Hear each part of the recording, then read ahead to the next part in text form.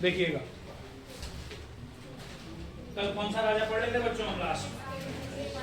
Very good. Important राजा हमारे लिए फतेहपति शाह, जिसके कार्यकाल को हम उत्तराखंड के इतिहास के अंतर्गत पवार राजवंश के इतिहास के अंतर्गत कैसा काल बोलते हैं? स्वर्णिम काल बोलते हैं। और पूरा फोकस इधर की ओर समझते हैं थोड़ा सा। हाँ देखो भाई, हमारे यहाँ पर को पवार वंश के राजाओं के बारे में हम बात कर रहे थे। अबे भाई जिसको एक बात नहीं पता है तो तुम तो पहले सुनो लेकर दो। देखो एक चीज होती है, हाँ जब भी हम यहाँ पर को बात करेंगे ना इतिहास के बारे में, हिस्ट्री के बारे में, तो सुनिएगा मेडिवल हिस्ट्री, उत्तराखंड का जो मध्यकालीन इतिहास है, जो मेडिवल हिस्ट्री है जिसे हम बोलते हैं मध्यकालीन इतिहास।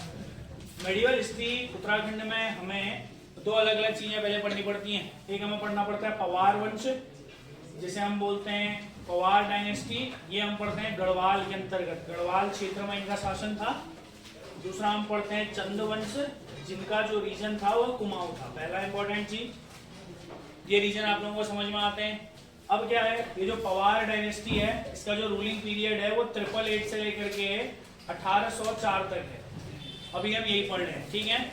और उसके बाद हम चंद वंश पढ़ेंगे शुरू से, जिनका जो कार्यकाल है 700 से लेकर के 1790 तक है। फिर हमें फिर से स्टार्ट करना पड़ता है 700 से।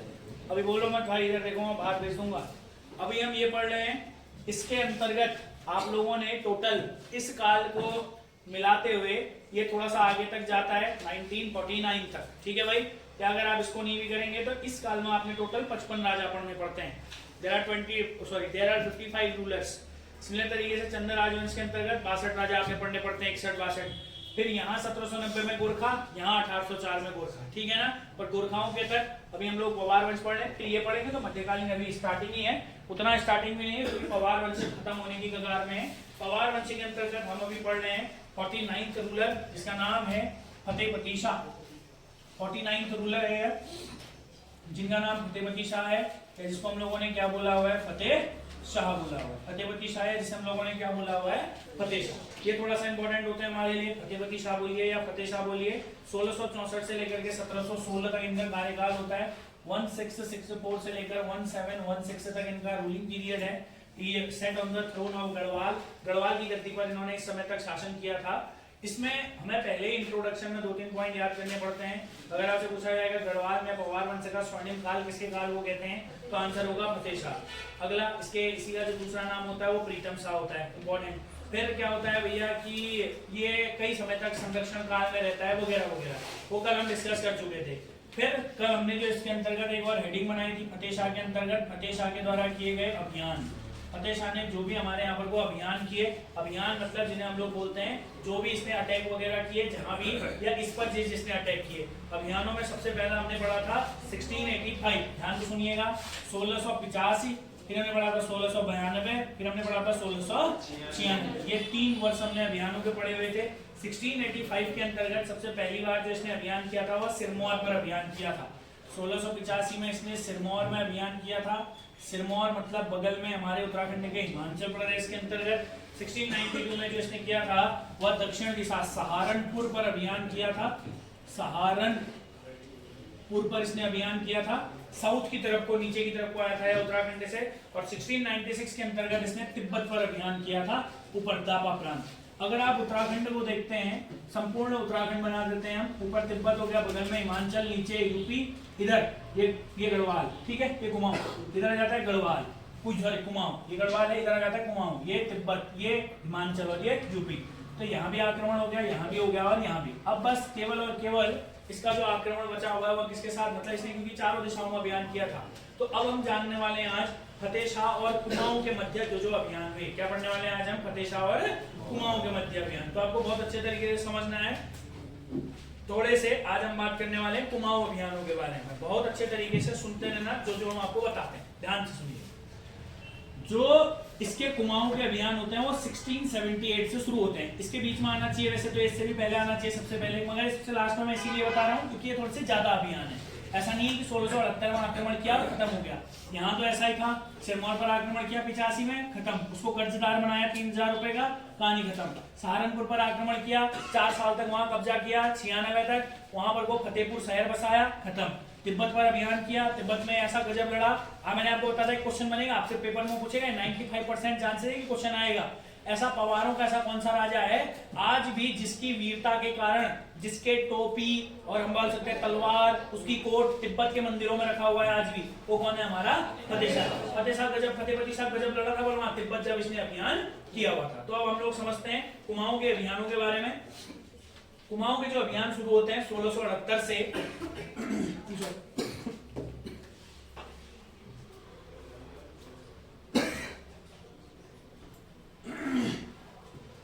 1678 से लेकर के कुमाऊं के अभियान शुरू हो जाते हैं। 1678 से कुमाऊं के अभियान शुरू, कुमाऊं के अभियान क्या हो जाते हैं सर? शुरू हो जाते हैं। अब हम एक एक करके कुमाऊं के अभियानों के बारे में बात करने वाले हैं। तो सबसे पहले 1678 में उद्योग चंद, याद रखना चंदों का एक राजा हुआ करता था जिसने 1678 से लेकर के 98 तक चंद की गद्दी पर बैठा। उद्योग चंद ने हमारे गढ़वाल पर आक्रमण करा और ऐसा कहा जाता है इस युद्ध में उद्योग चंद ने आक्रमण किया था। इसके अंदर पॉइंट ना 1678 उद्योग चंद का वहां कार्यकाल था 1678 से 98 तक। उद्योग चंद ने गढ़वाल पर आक्रमण किया। गढ़वाल पर क्या किया? आक्रमण किया। अब दो इंपॉर्टेंट क्वेश्चन, इस आक्रमण में उद्योग चंद पराजित हुआ। पहला इंपॉर्टेंट क्वेश्चन, उद्योग चंद क्या हुआ? पराजित हुआ। और उद्योग चंद का एक सेनापति था मैसी साहू। कौन था? मैसी साहू। इसका एक सेनापति मैसी साहू मारा गया।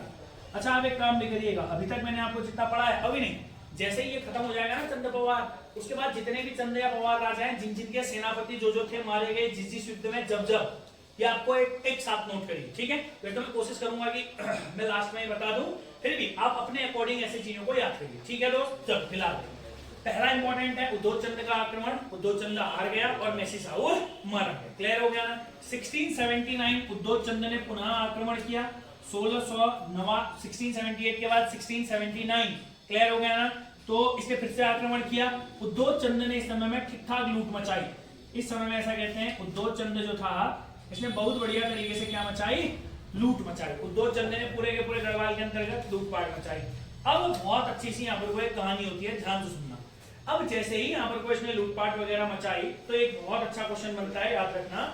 इसी समय ऐसा कहते हैं जो फतेह शाह हुआ करता था। कौन? जो फतेह शाह। अब मेन बात थी कि दिक्कत हो रही थी। आप एक बात तो समझ रहे हैं, इधर सुनिए। ये है हमारे पास, यहाँ उद्योग चंद है। यहाँ कौन है हमारे पास? उद्योग चंद है। यहाँ कौन? इसको हटा देते हैं अभी के लिए, है ना? बस एक हल्का सा डायग्रामेटिकल रिप्रेजेंटेशन समझते हैं। हाँ जी, यहाँ पर को कौन है सर? फतेह शाह। यहाँ पर कोई हमारे पास फतेह शाह, यहाँ पर हमारे पास उद्योग चंद। ठीक है, पहले उद्योग चंद ने आक्रमण किया, फतेह शाह ने हरा दिया, ठीक हो गया। दोबारा इसने आक्रमण किया, इसने लूटपाट करी, ठीक हो गया, बढ़िया हो गया। उसके बाद फतेह शाह ने यहाँ, ये जो पिथौरागढ़ का ऊपर का, यहाँ पिथौरागढ़ का ऊपर का क्षेत्र और जो नेपाल का क्षेत्र होता है, यहाँ पर को था डोटी शासन। कौन सा शासन था? डोटी शासन। यहाँ पर को होता था डोटी राजा। कौन सा राजा हुआ करता था? डोटी राजा। समझ में आ रहा है? यहाँ पर को डोटी का क्षेत्र हुआ करता था। जैसे ही इसने लूटपाट मचाई तो जो हमारे पास फतेहपति शाह ने क्या किया सर? फतेहपति शाह ने डोटी के राजा देवपाल से संधि कर ली। किससे संधि कर ली? डोटी के राजा। फिर बोलो किससे कर ली? देवपाल से। फिर बोलो किससे कर ली? देवपाल। क्लियर हो गया ना? मगर अब आपको याद रखना है कि भैया जब भी दिक्कतें होंगी तो अब जब भी हमें आपसे मदद की जरूरत पड़ेगी, आप हमारी क्या करेंगे? मदद करेंगे। बट इसको बस दिमाग में रखना है कि संधि करें, ठीक है ना? उतना ज्यादा कोई खास बात नहीं है। मगर 1689 में ऐसा कहते हैं, ध्यान से सुनना भाई, 1689 ये बस हल्की सी स्टोरी है। ऐसा जो पटवारी वाले, इसको थोड़ा सा ध्यान से सुनना। मगर जो इसके लास्ट के क्वेश्चन है वो कांस्टेबल के लिए इंपॉर्टेंट होते हैं। बिल्कुल बेसिक कांस्टेबल के पेपर में बेसिक स्वर्णिम काल पता होना चाहिए, प्रीतम शाह याद होना चाहिए, राजमाता कटौची देवी याद होनी चाहिए, पुरिया नेथानी याद होना चाहिए। अभी पुरिया नेथानी को हम दिल्ली भी भेजेंगे, ठीक है? जो टॉप लेवल के क्वेश्चन है वो तो कांस्टेबल वालों को ऐसे याद होने चाहिए। अभी थोड़ा डिटेल है, ये डेप्थ है, इतना तुम्हें याद करने की जरूरत नहीं है। हल्का हल्का बट फिर भी दिमाग में रहना चाहिए। अब सुनो आगे को। 1689 के अंतर्गत ऐसा 1689 नहीं होगा, 1680 में तो संधि हो गई थी। 1698 बहुत आगे की बात हो जाती है। 1698 में उद्योग चंद जब बीमार पड़ जाता है तो उद्योग चंद की एक खगास रानी होती है। खगास रानी मतलब, खगास रानी उनको बोलते थे जो राज घराने से संबंधित नहीं होते थे। राजा होता था, अब जैसे जो भी राजा होगा उसकी जो शादी होती थी वो राजघराने से ही होती थी। अगर राजा किसी बिना राजघराने की कन्या से विवाह कर लेता था तो उसको खगास रानी कहा जाता था। तो उद्योगचंद की एक खगास रानी थी जिसका नाम था पार्वती। जिसका नाम क्या था? पार्वती। पार्वती बोलती है, पार्वती ऐसा कहते हैं फतेह शाह को आक्रमण का न्योता देती है। समझ में आ रहा है किसको आक्रमण का न्योता देती है? फतेह शाह को। कि भैया मतलब कोई है, सिंपल सी बात है, कोई चीजें हुई होंगी, आंतरिक दिक्कतें हुई होंगी। समझ में आ रहा है मैंने क्या बोला? तो 1698 के अंतर्गत आपको याद रखना है, फिर फतेह शाह आक्रमण करता है और फतेह शाह गढ़वाल के अंतर्गत कुमाऊं के अंतर्गत लूटपाट मचाता है। फतेह शाह ने फिर आक्रमण किया। फतेह शाह ने कहां आक्रमण किया फिर? हाँ, फतेह शाह ने आक्रमण किया और फतेह शाह ने क्या मचाई फिर? लूटपाट मचाई। ज्यादा कोई खास बात नहीं है। तो ये इंपॉर्टेंट है कि मैसी साहू किसका सेनापति था, आपको याद रखना है। उद्योगचंद का। कब मारा गया? 1678 में मारा गया। फिर 79 में उद्योगचंद ने लूटपाट करी। फिर 98 में फतेह शाह ने आक्रमण किया और इसने लूटपाट करी। तुम समझ रहे हो ना मैं क्या कहना चाह रहा हूँ? तो आपको स्टेप वाइज याद रखना है। फतेह शाह ने लूटपाट करी क्योंकि उद्योगचंद इस समय में क्या था? बीमार था। और उद्योगचंद इस समय में बीमार था तो बीमारी के कारण ही 1698 में आप जानते हो उद्योगचंद मर गया था। उद्योगचंद का कार्यकाल खत्म। इसलिए मैं बोलता हूँ थोड़ा इंपॉर्टेंट है। उद्योगचंद के बाद जो वहां अगला राजा बनता है उसका नाम था ज्ञानचंद। उसका नाम क्या था? बोलो रे बोलो, क्या नाम था? फिर बोलो, क्या नाम था? ज्ञानचंद। और एक बहुत अच्छा क्वेश्चन आपके पेपर में आएगा। ज्ञानचंद 1698 से, ध्यान से समझना अभी इधर मैं आपको लिख देता हूँ। चंद राजा यहाँ लिख देता हूँ। चंद राजा पहले उद्योगचंद था। उद्योगचंद कब से लेकर के कब तक था? इसको हटाओ। हाँ, उद्योगचंद था 1668 से 98। उद्योगचंद के बाद अगला यहाँ पर को कौन आता है? ज्ञानचंद। कौन आता है? ज्ञानचंद। ज्ञानचंद होता है 1698 से 1708। ज्ञानचंद कब से होता है? 1698 से 1708। तो जब 1698 में उद्योगचंद मारा जाता है तो भैया बदला तो लेना ही है लूटपाट का। तो ज्ञानचंद क्या करता है? गढ़वाल पर आक्रमण करता है। 1698 ज्ञानचंद का गढ़वाल पर आक्रमण। सुनते रहो, ज्ञानचंद का गढ़वाल पर आक्रमण। ज्ञानचंद का गढ़वाल पर आक्रमण। ज्ञानचंद ने गढ़वाल में आक्रमण कब किया? तो आपको याद रखना है कब किया? 1698 में किया, 1698 में किया। और एक बहुत अच्छा पॉइंट मैं आप लोगों को बता रहा हूं, यहीं पर से शुरुआत होती है द्वादश आक्रमणों की। द्वादश आक्रमण समझते हैं? यानी कि 12 इयर्स वॉर की शुरुआत होती है। किसकी शुरुआत होती है सर? 12 years war. मैं फिर बोलता हूँ, ये थोड़ा सा हमारे लिए ज्यादा इंपॉर्टेंट है। मैं फिर बोलता हूँ, बहुत इंपॉर्टेंट है। आपको याद रखना है द्वादश आक्रमणों का मतलब समझते हैं आप लोग? ये जितने आक्रमण है द्वादश। अब सुनना, देखो अब अगर ऐसा है यहां पर को, एक मिनट के लिए देखो, क्योंकि अगर यहाँ एक ही चंद्र राजा होता, एक ही पवार राजा होता तो सब आक्रमण समझ में आ जाते। मगर यहाँ क्या है? पवार राजा तो एक ही है मगर चंद हर बार क्या होते जा रहे हैं? बदलते जा रहे हैं। चंद राजा हर बार बदल रहे हैं। अब क्या है? ध्यान सुनना, ये जो ज्ञानचंद ने क्या करा भैया? गढ़वाल पर आक्रमण। और ये ज्ञानचंद का पहला आक्रमण है। अब आपको इसी पॉइंट के बाद एक नोट करके बहुत इंपॉर्टेंट पॉइंट लिखना है। 1698 से द्वादश, द्वादश मतलब 12, द्वादश मतलब 12, द्वादश आक्रमणों की शुरुआत होती है। द्वादश आक्रमणों की क्या होती है? शुरुआत होती है। द्वादश आक्रमणों की शुरुआत होती है। इसका मतलब क्या है? कब से होती है द्वादश आक्रमणों की शुरुआत? 1698। द्वादश मतलब होता है, इसी को बोलते हैं 12 इयर्स ऑफ वॉर। और इसको द्वादश आक्रमण इसलिए कहा जाता है क्योंकि ये 1698 से लेकर के 1710 तक हुए। कब तो एक 1710 तक। सुनते जाओ, इधर तो बोलो नहीं, बोलना नहीं है, फिर समझ में नहीं आएगा, फिर मैं मत कहना मेरे से। द्वादश आक्रमणों की शुरुआत कब से होती है? 1698 से लेकर के पूरा का पूरा 1710 तक। अब तुम बोलोगे मास्टर ये भी तो, ये आदमी भी तो, ज्ञानचंद भी तो 1708 तक ही है। इसके बाद एक और व्यक्ति याद रखोगे, जगतचंद। कौन याद रखोगे? जगतचंद, जगदा, जगतचंद। और आपको याद रखना है जगतचंद था 1708 से 1720। जगतचंद जगदा कब से लेकर के कब तक? कोई बात नहीं, 1708 से लेकर के 1720 तक। अब वो इधर सुनो, द्वादश आक्रमण बहुत अच्छा पॉइंट है। अब देखो एग्जामिनर क्या क्वेश्चन बनाता है और आपको कैसे याद रखना है। ध्यान से सुनना भाई, इधर देखना। जब ज्ञानचंद यहां पर को गढ़वाल पर दूसरा आक्रमण करेगा 1699, क्या बोला मैंने आपको? 1600। ये तो तुम समझ में आ गया, ये समझ में आ गया। द्वादश आक्रमण मतलब 12 इयर्स वॉर, यानी कि 12 वर्ष तक लगातार आक्रमण हुए। पहला क्वेश्चन तो ये पूछेगा निम्नलिखित में से कौन सा द्वादश आक्रमणों का सही कार्यक्रम है, यानी कि कब से लेकर कब तक द्वादश आक्रमण चले? 12 इयर्स वॉर, 1698 से लेकर के 1710 तक। पहला आक्रमण ठीक हो गया, गढ़वाल पर हुआ, ज्ञानचंद ने, सॉरी हाँ ज्ञानचंद ने किया। जब 1699 में ज्ञानचंद ने दूसरा आक्रमण किया, ज्ञानचंद का दूसरा आक्रमण। तो इस समय में एक बहुत ही खतरनाक सी काम हो गया भाई। ज्ञानचंद ने जब दूसरा आक्रमण किया तो आपको बहुत इंपॉर्टेंट पॉइंट याद रखना है, इसी समय ज्ञानचंद गढ़वाल से नंदा देवी की स्वर्णिम प्रतिमा चोर लाया भाई। क्या चोर लाया? गढ़वाल से नंदा देवी की स्वर्णिम प्रतिमा। इस समय में ज्ञानचंद गढ़वाल से नंदा देवी की, क्या बोला मैंने आपको, नंदा देवी की स्वर्णिम प्रतिमा ले आया बच्चों। नंदा देवी की कौन सी प्रतिमा ले आया? स्वर्णिम प्रतिमा ले आया। स्वर्णिम प्रतिमा का मतलब क्या होता है सर? Golden statue. अब एक बात तुम समझ रहे हो ना, किसी के यहाँ से भगवान की मूर्ति उठाना कितनी बड़ी बात होती है। बेइज्जती का सवाल है गढ़वालियों के लिए। अभी समझ में आ रहा है मैंने क्या बोला? क्योंकि गढ़वाल से नंदा देवी की स्वर्णिम प्रतिमा चोट लाया, उठा लाया, ज्ञानचंद हराया उनको स्वर्णिम प्रतिमा। और अगर कभी एग्जामिनर क्वेश्चन बनाएगा और अगर पूछेगा नंदा देवी की प्रतिमा, तो इससे पहले बाज बहादुर चंद, ये दो अलग अलग क्वेश्चन है। अगर पेपर में आएगा, इसको टॉप में लिख लेना, अगर पेपर में आएगा ना नंदा देवी की मूर्ति कौन चोर कर लाया गढ़वाल से, तो आंसर होगा बाज बहादुर चंद, ठीक है ना। और अगर बस स्वर्णिम प्रतिमा पूछ देगा, प्रतिमा से आगे क्या लगा देगा? स्वर्णिम, तो आपको याद रखना है स्वर्णिम प्रतिमा कौन लेकर के आया था? हमारा ज्ञानचंद। बाज बहादुर चंद लगभग 1638 से लेकर के 78 तक चंद वंश का राजा था। इससे पहले यहाँ देखो ये, अगर हम देखेंगे ये उद्धव चंद से जस्ट पहले कौन था? बाज बहादुर चंद।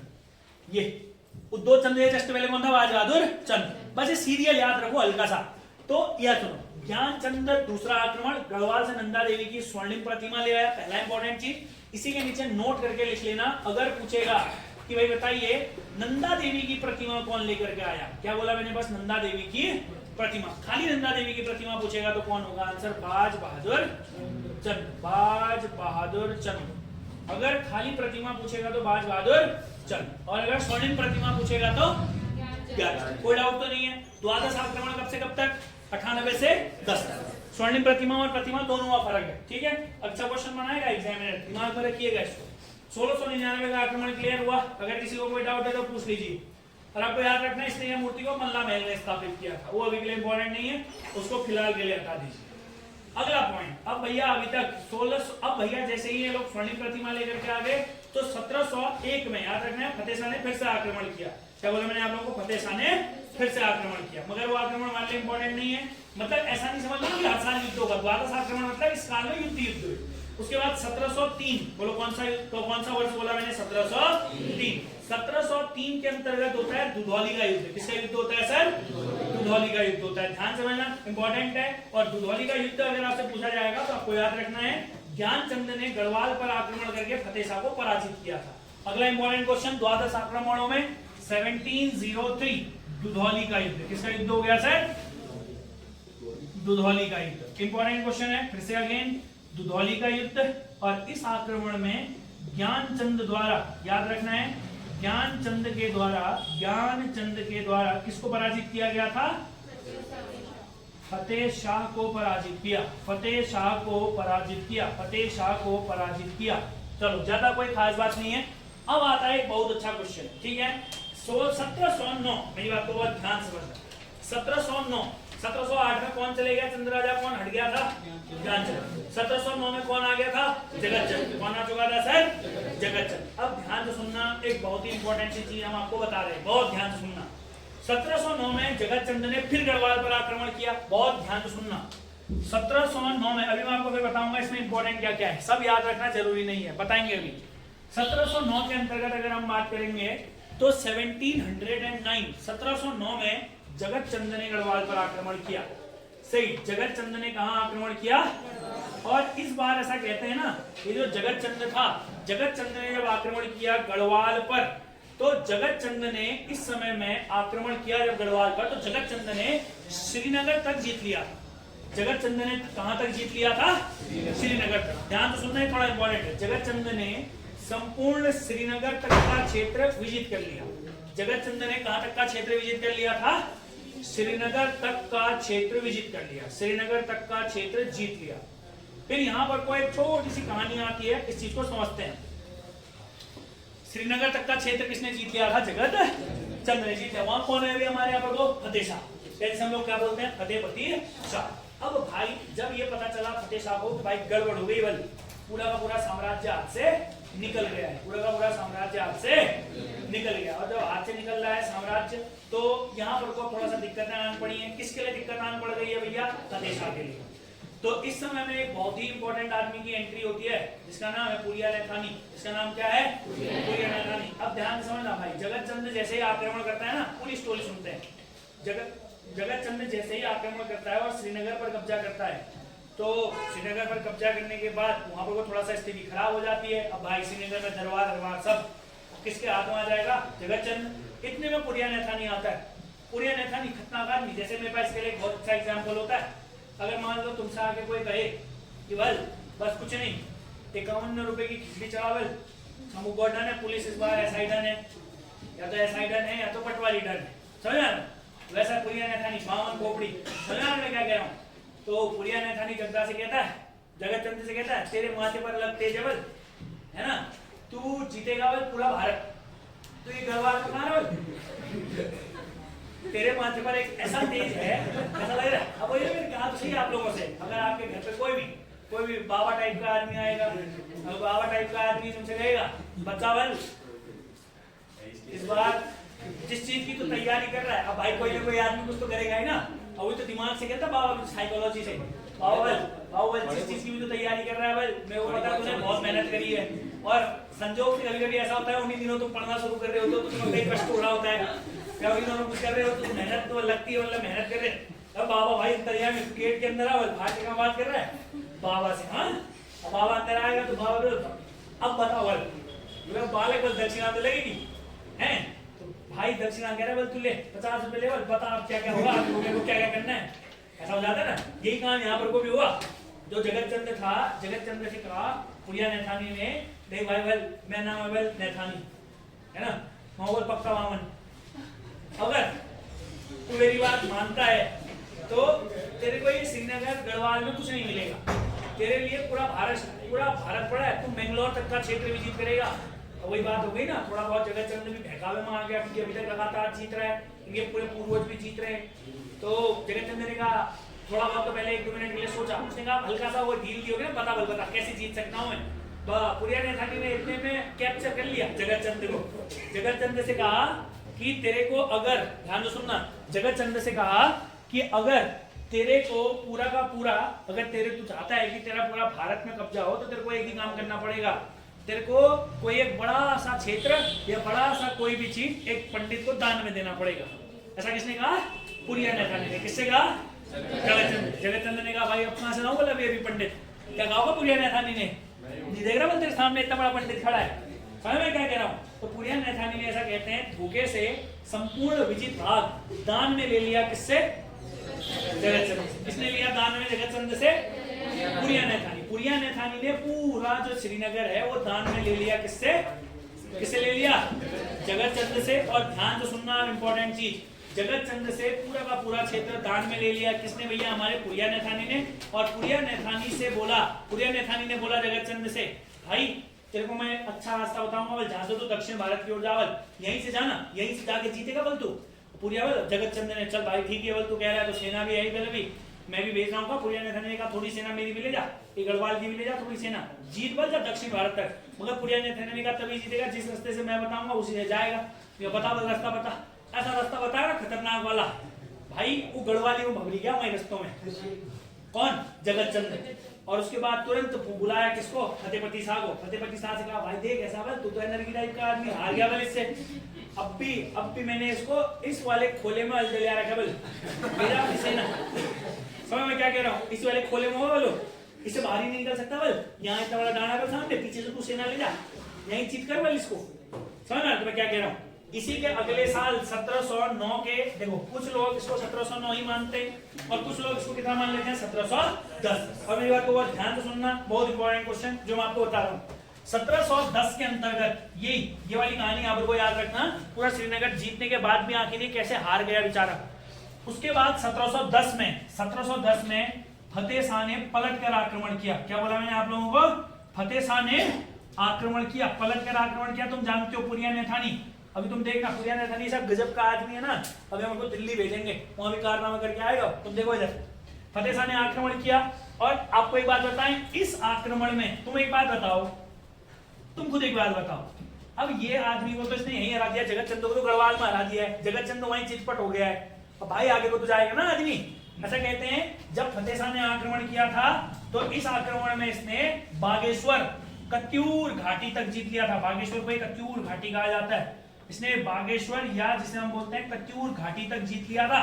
और इसने बाद में एक और काम किया भाई, बागेश्वर के अंतर्गत एक जगह पड़ती थी गड़सार गांव। कौन सा गांव पड़ता था? गड़सार गांव।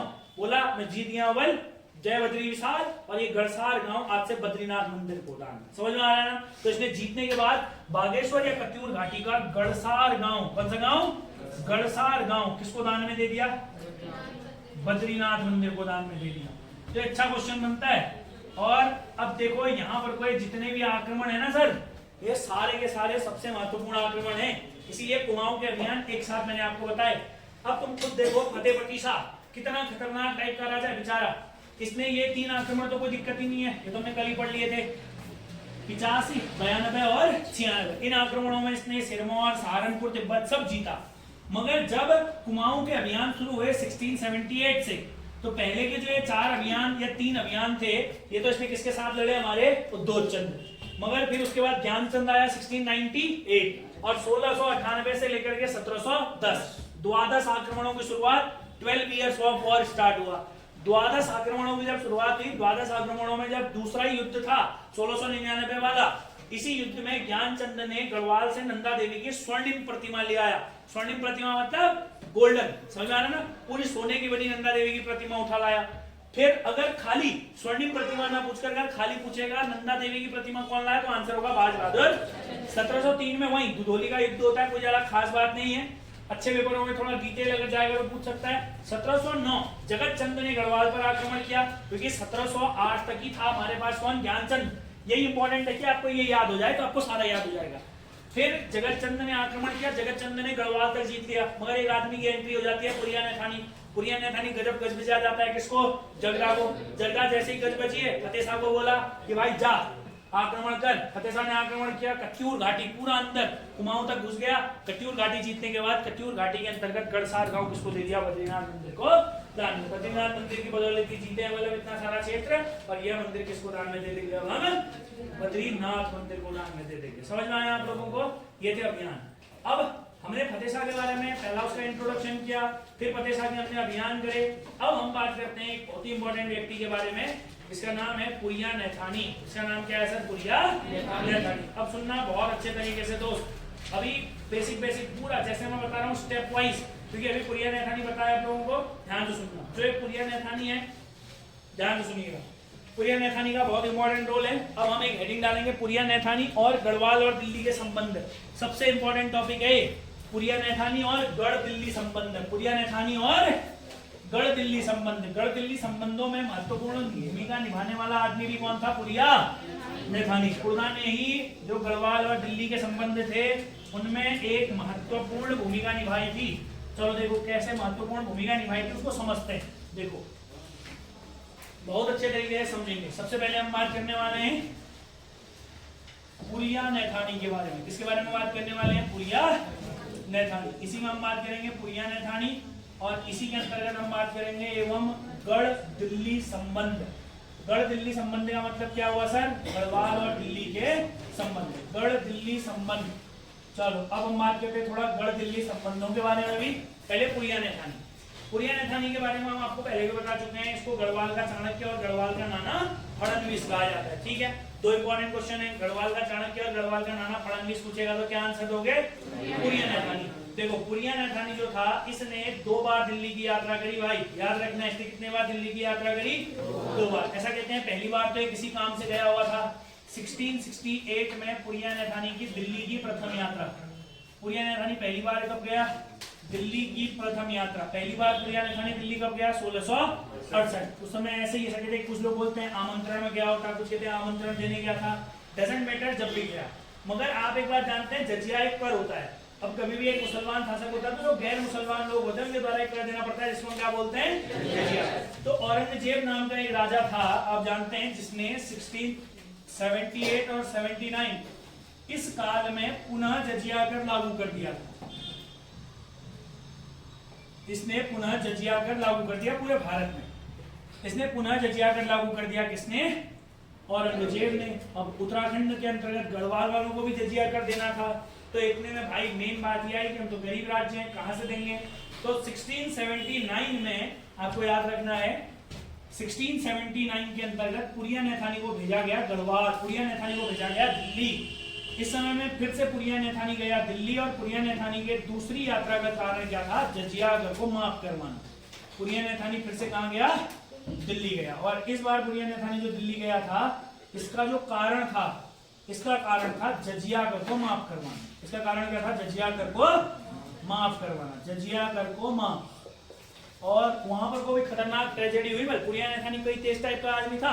अब वहां जब दिल्ली गया ना, दिल्ली, तो सुबह इसको खाना दिया, ऐसे खाना खाया बढ़िया तरीके से, है ना, ठीक हुआ, बढ़िया, कोई दिक्कत नहीं। दिन में तो हल्का फुल्का खाया होगा, शाम को जब फिर से खाना खाता ना, इतने फेंक दिया बर्तन बाहर।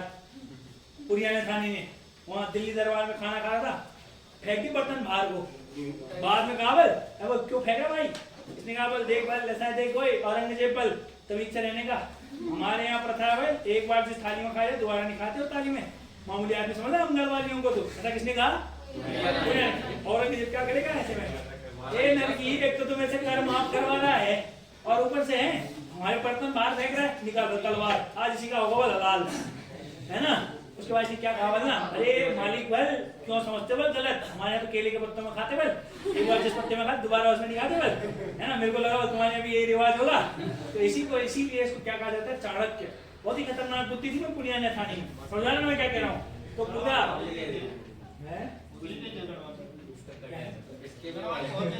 इसका वो जो है रिश्तेदार जगतदार।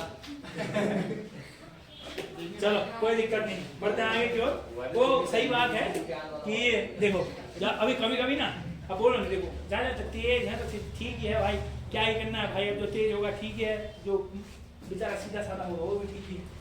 चलो, तो जब इसने बोला कि जजियागढ़ को मालिक माफ कर दो, तो वहां एक ट्रेजेडी हो गई। औरंगजेब ने कहा केले के पत्तों में खाते हो, यार ठीक है भाई, कर ही देता हूँ, चल माफ तेरा कर। 1680 में गढ़वाल से जजियागढ़ माफ हो गया, ये इंपॉर्टेंट है। पेपर में आएगा गढ़वाल से जजियागढ़ कब हटा, तब को याद रखना है। गढ़वाल से जजियागढ़ कब हटा, तब को याद रखना है। गढ़वाल से जजिया जो माफ कर दिया गया, वो कब से कर दिया गया था? 1680। 1680 में बोला गढ़वालियों से कोई दिक्कत नहीं है भाई, तुम मत देना बल जजियागढ़, कोई दिक्कत नहीं है, ठीक है। अब बढ़ते हैं आगे की ओर, थोड़ा सा समझिए, थोड़ा सा आगे की कहानी। इसी के अंतर्गत गढ़वाल दिल्ली संबंध में एक पॉइंट तो ठीक है, पुरिया नैथानी ने महत्वपूर्ण भूमिका निभाई थी। अब सुनो फतेहपति शाह के समय में एक और चीज देखो, आप एक बात जानते हैं, हमारे यहाँ पर को 1398 लगभग 1398 के समथिंग सिख धर्म, या मैं ऐसा बोल सकता हूँ 14वीं शताब्दी के उत्तरार्ध में, in the end of 14th century, Sikhism का उदय। और हम जानते हैं सिख धर्म के अंतर्गत स्टार्टिंग में सिखों में गुरु प्रथा थी। कौन सी प्रथा थी? गुरु प्रथा। पहले के 10 गुरु आए, फिर 10वें गुरु की जब मृत्यु हुई, फिर 12 विष्णुओं बटा वगैरह वगैरह बहुत सारी चीजें होती हैं। तो आप एक बात जानते हैं कि सिखों के जो गुरु थे, आपको एक और पॉइंट याद रखना है, ये पहला स्लॉट हो गया गढ़ दिल्ली संबंध, पुरिया नैथानी। अब आते दूसरे स्लॉट में, ऐसा कहते हैं जो सिखों के 7वें गुरु थे। क्या बोला मैंने आप लोगों को? सिखों के जो कौन से नंबर के गुरु थे? 7वें नंबर के गुरु थे गुरु हरराय। गुरु हरराय के 2 बेटे थे, हरकिशन और, चलो 7वें गुरु कौन थे पहले बताओ? हरराय के 2 पुत्र थे। कितने पुत्र थे? 2 पुत्र थे। एक का नाम था हरकिशन और एक का नाम था रामराय। एक का नाम क्या था? रामराय। एक था रामराय, एक था हरकिशन। अब जैसे ही हरराय गुरु थे, 7वें गुरु ये थे, अब इन्होंने क्या किया? 8वां गुरु बनाया अपने बड़े बेटे को, हरकिशन को। 8वां गुरु कौन बना? हरकिशन। तो जो इनके दूसरे बेटे थे रामराय, ये अपने पिताजी से नाराज हो गए। ऐसा बोल देखो, बड़े को अच्छा मानते हो, छोटों को अच्छा नहीं मानते हो, है ना, घर घर की कहानी बोल। तो रामराय बेचारा ना, मतलब थोड़ा सा दिक्कत में हो गया रामराय। तो रामराय गया औरंगजेब के पास। रामराय किसके पास गया? औरंगजेब। उस समय में सिखों के औरंगजेब लोगों के साथ संबंध ठीक थे, इनके संबंध ठीक थे। तो गुरु रामराय ने औरंगजेब से बोला कि मालिक कल ऐसा देखो, मेरे को बेदखल कर दिया है ना, अब आप ही का सहारा है। तो औरंगजेब ने बोला कि फिर कोई काम करते हैं, कांगड़ा, हमारे बगल में हिमाचल प्रदेश के बगल में जो कांगड़ा वाला क्षेत्र है, कांगड़ा में जो सूबेदार है वो अपना इलाका भी है। तो एक काम कर, तू कांगड़ा चले जाओ। उस समय मैंने आपको शायद बताया हो एंशिएंट हिस्ट्री में, उस समय मैंने कहा था मुझे मलेच्छों की भूमि में नहीं जाना है। तो जो कुलुत वंश था, हम बाद में एंशिएंट हिस्ट्री में हमने पढ़ा हुआ है, हमारा जो हिमाचल प्रदेश है वहां पर तो कुलुत वंश था। कौन सा वंश था? कुलुत वंश। और कुलुत वंश के लोगों को ही मलेच्छ कहा गया है। विशाख दत्त की एक रचना है, उसमें भी कुलुत वालों को लोगों को क्या कहा गया है? मलेच्छ कहा गया है। समझ में आ रहा है मैंने क्या बोला? तो सुनिए, तो होता क्या है, गुरु राम राय बोलते वहां नहीं जाना है। गुरु राम राय बोलते फिर एक काम करते हैं, अभी थोड़ा देर एक आदमी है वहां का, हमारे यहाँ गढ़वाल वालों को भी जानते थे, वो देखा तुमने जानते थे तभी तो कौन गया हमारे यहाँ पर, कोई यहाँ से पुरिया नेता नहीं गया। तो उसी के बाद ऐसा कहते हैं कि गुरु राम राय को औरंगजेब ने कहा भेज दिया? हमारे उत्तराखंड में भेज दिया। उत्तराखंड में भी कहा भेज दिया? गढ़वाल। और आपको याद रखना है, अच्छा पॉइंट है। तो ये जो गुरु राम राय थे ये किसके पास गए बताया मैंने? औरंगजेब। और औरंगजेब ने कहा भेजा? गढ़वाल। फतेहपति शाह गढ़वाल के अंतर्गत किसके यहाँ भेजा? फतेहपति।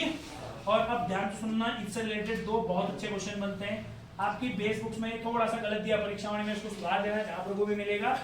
दो इंपॉर्टेंट अलग अलग क्वेश्चन है। देखो, अगर तुमसे कभी पूछेगा कि गुरु राम राय को भेजा, तो गुरु राम राय पहले कहाँ जाएंगे? जहाँ राजा होगा वही तो जाएंगे ना। राजा के पास भेजा तो राजा से मिलने जाएंगे। और आप जानते हैं जो इनका राजा हुआ करता था वो कहाँ बैठता था? हमारे श्रीनगर, क्योंकि राजधानी कहाँ थी? श्रीनगर। और याद रखना है 1675 में, मैंने क्या बोला? 1675 में 1675 में गुरु राम राय श्रीनगर पहुंचे। 1675 में गुरु राम राय कहां पहुंचे? श्रीनगर। दो तीन बहुत अच्छे क्वेश्चन है, ध्यान से सुनना। श्री गुरु राम राय 1675 में कहां पहुंचे? देहरादून। सॉरी, कहां पहुंचे? श्रीनगर। 1675 1675 में गुरु राम राय पहुंचे तुम्हारा कहां? गुरु राम राय श्रीनगर पहुंचे। अब देखो, चलो दो तीन पॉइंट समझ तो पहले। हाँ, उसके बाद श्रीनगर में आप जानते हैं कौन है? फतेहपति शाह। कौन है? फतेहपति।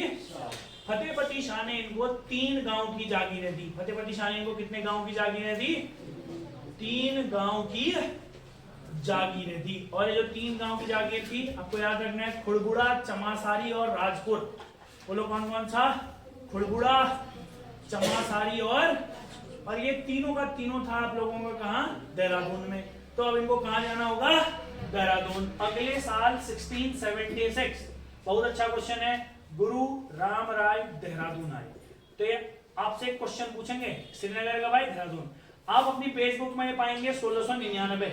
1699 वो लोग लिखते हैं जो मेदिनी शाह को राजा बनाते हैं। अब आया समझ में? जो मेदिनी शाह था, हमने उसको राजा नहीं बनाया ना, याद है ना? मैंने तो बताया भी था, इसीलिए तो हमने फतेह शाह का कार्यकाल 1664 से शुरू किया था, है ना? तो जो लोग मेदिनी शाह को राजा बनाते हैं, जो इतिहासकार, वो लिखते हैं कि गुरु राम राय देहरादून कब आए? 1699। मगर जो फैक्ट है वो कब आए? 1676। बताओ, कोई डाउट है? कोई भी डाउट है? कुछ देहरादून आए?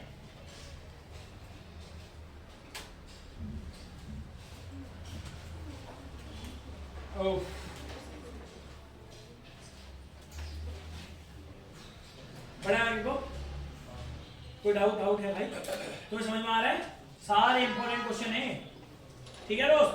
सारे इंपॉर्टेंट है। चलो इधर सुनो। अब देखो, अब इधर 1676 भी हो गया। अब इंपॉर्टेंट क्वेश्चन है, इसको पूरा कंप्लीट करते हैं। फिर फतेहपति शाह के बारे में कुछ इंपॉर्टेंट पॉइंट हैं, जैसे इसके दरबार में नवरत्न थे। नवरत्न रखने वाला गढ़वाल का एकमात्र राजा फतेहपति शाह, है ना? और भी कई काम है, पहले इसको तो कंप्लीट कर लेते हैं। ओए, याद हो रहा है? हाँ, एक और है। हाँ, इस चीज को एक और बार ध्यान से समझना है। खुड़गुड़ा, चमासारी और राजपुर। खुड़गुड़ा, चमासारी और राजपुर। क्लियर हो गया ना? चमासारी हो। चलो देखो आगे को। 1676 में आए। और आपको याद रखना है, कुछ इतिहासकारों के अनुसार मेनली यही है, इसीलिए 1699 को मैं भी नकारता हूं, क्योंकि गुरु राम राय की 1687 में मृत्यु हो गई थी।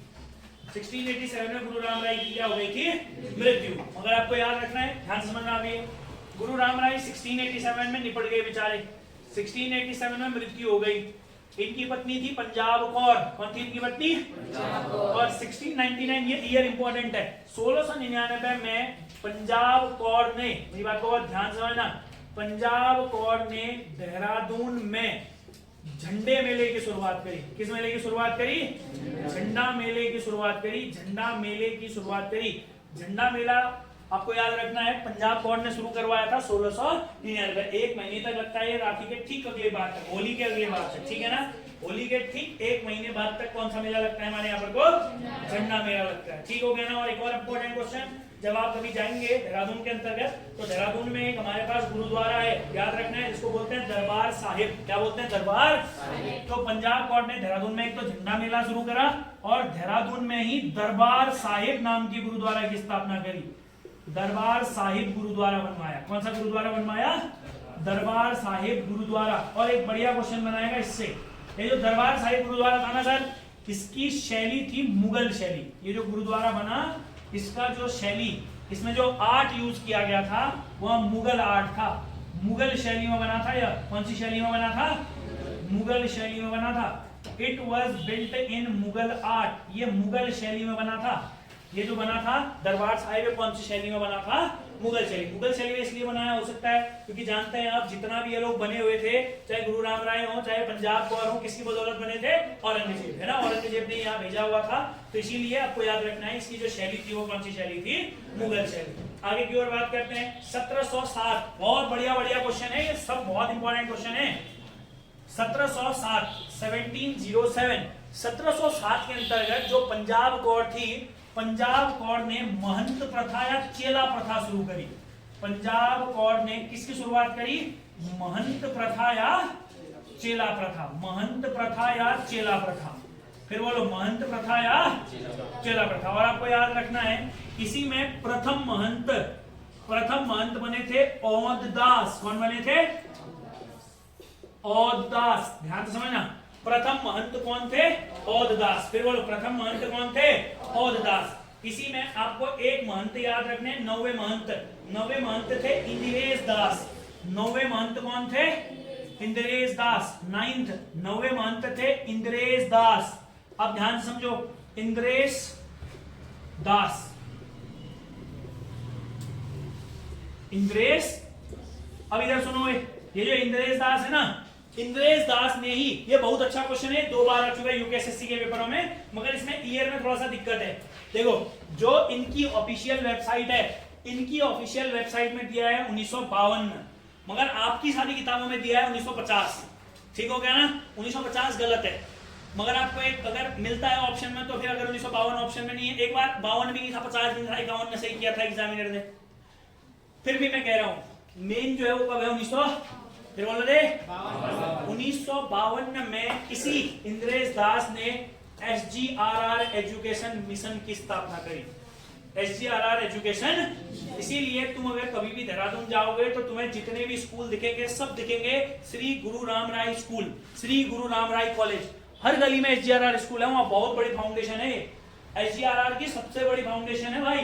देहरादून के अंतर्गत जितने बायोटेक कॉलेज हैं, जितने मतलब मेन नर्सिंग कॉलेज हैं, जितने स्कूल है बड़े बड़े, सारे SGRR ठीक ठाक स्कूल, पूरा इनका यही चलाता है।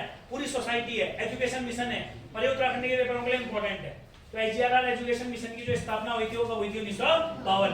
मगर मैंने बोला कुछ जगह आपकी किताबों में 50 दिया है, एग्जामिनर ने एक बार 51 सही किया, तो तीनों डेट दिमाग में रखना, जो मेन एग्जैक्ट है वो कब किया? 1900। अब एक और इंपॉर्टेंट है, एक और महंत थे देवेंद्र दास। एक और महंत थे कौन?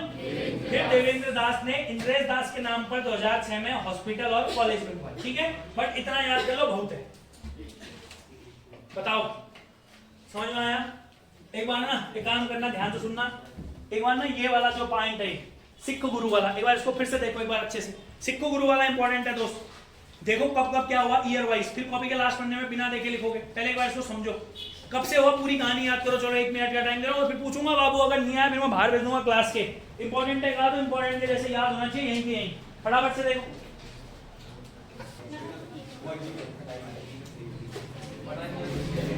चलो भाई देखो एक बार फिर से आप लोगों को रिवाइज करा दे रहे हैं। आप लोगों ने देखा होगा, थोड़ा सा इंपॉर्टेंट है, क्योंकि कांस्टेबल के पेपर के लिए ये थोड़ा ज्यादा इंपॉर्टेंट है। क्योंकि अगर एग्जामिनर बेसिक को पकड़ के पेपर बनाएगा तो यहाँ से क्वेश्चन जरूर देगा। ठीक है, आप इसको समझ लीजिए। गुरु हरिराय, ठीक है, ये 2 पुत्र थे, हरिकृष्ण और रामराय। हरिकृष्ण को 8वां गुरु बनाया। इनसे बोला कि भाई तुम पैदल, ये औरंगजेब के पास गए, औरंगजेब ने इनको फतेहपति शाह के पास भेजा। 75 में रामराय श्रीनगर पहुंचे। फतेहपति शाह ने इनको 3 गांव की जागीर दी, खुड़बुड़ा, चमासारी और यमासारी और चमासारी, राजपुर। 1676 में ये देहरादून आ गए और 1687 में इनकी मृत्यु भी हो गई। फिर हमने देखा 1699 में पंजाब कौर ने इन्हीं की याद में झंडा मेला शुरू किया और दरबार साहिब गुरुद्वारे की स्थापना करी। जो दरबार साहिब है ये मुगल शैली में बना है। 1707 में पंजाब कौर ने महंत प्रथा या चेला प्रथा चलाई। इसको पता चल गया मेरा भी समय निकट आ रहा है, संभालेगा कौन इतना सब, है ना। तो महंत प्रथा, औध दास पहले महंत थे, नवे महंत इंद्रेश दास। और इंद्रेश दास हमारे लिए ज्यादा इंपॉर्टेंट है क्योंकि इंद्रेश दास ने 1952 में SGRR एजुकेशन मिशन की शुरुआत करी। SGRR एजुकेशन मिशन मतलब श्री गुरु रामराय एजुकेशन मिशन। और आज आप देखेंगे मैंने आपको बताया है जितने भी स्कूल कॉलेजेस हैं सारे SGRR के नाम पर ही हैं क्योंकि यही क्या है, एजुकेशन से रिलेटेड एक मिशन था। ठीक हो गया भाई। चलिए फिलहाल के लिए इस वाले टॉपिक को इतना लिखेंगे। एक और बात मैं फिर कह रहा हूँ, पवार वंश, फतेहवती सागर जो राजा सब छोटे छोटे राजा हैं, ठीक है। इस हफ्ता कंप्लीट होने से पहले हम इसको कंप्लीट कर देंगे, ठीक है। फिर चंद्रवंश ज्यादा नहीं है, फिर गोरखा, ठीक है भाई। चलो फिलहाल के लिए इस वाले लेक्चर को इतना ही रखते हैं।